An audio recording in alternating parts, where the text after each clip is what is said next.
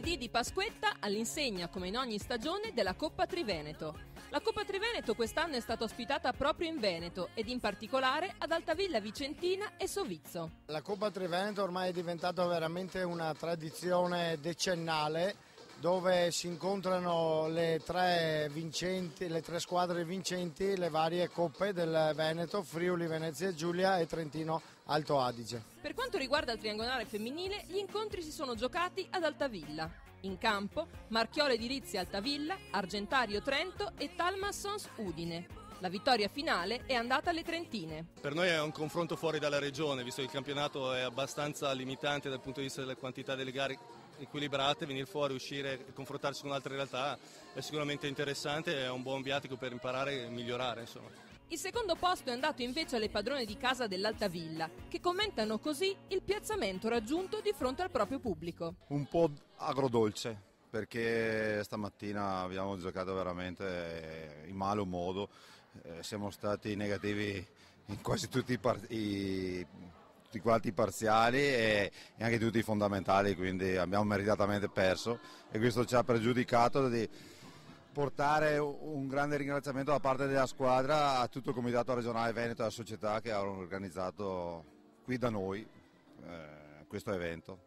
Grande sforzo dunque e disponibilità dal punto di vista organizzativo da parte della società di casa, l'Altavilla, riconosciuto dalle proprie atlete. Ho sempre giocato qui, quindi insomma è una società che conosco da quando ho 8 anni e adesso ne ho 30, quindi sono 22 e no, mi fa molto piacere che la società si faccia vedere anche al di fuori del Veneto e noi a portare il nome fuori dalla regione. La Coppa Triveneto è stata comunque una vetrina importante e soprattutto un momento di confronto sportivo. Beh, innanzitutto direi che siamo onorati di aver ospitato insieme con gli amici della Pallavolo Sovizzo questa Coppa Triveneto 2009 e ringraziamo la Federazione Regionale Veneto e il Comitato Provinciale di Vicenza di averci dato l'opportunità.